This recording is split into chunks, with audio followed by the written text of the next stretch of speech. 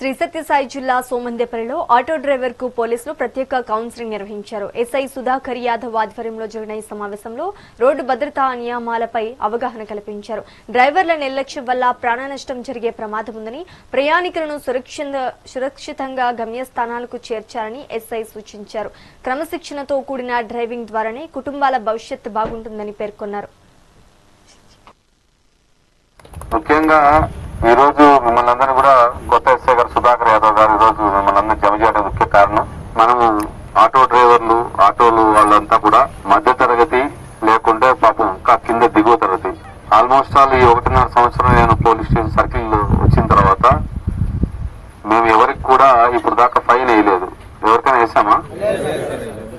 ఎందుకంటే బీదాళ్ళు వాళ్ళ బతుకుతే కష్టం అని చెప్పి అనుకుంటున్నాం. కానీ ఒకటి, అది అలుసుగా తీసుకొని మీరు డ్రైవింగ్ లైసెన్స్ లేకుండా, ఇన్సూరెన్స్ లేకుండా, అదే విధంగా ఫిట్నెస్ లేకుండా చేసుకున్నారంటే దానికి ముఖ్యంగా నష్టపోయేది మీ కుటుంబ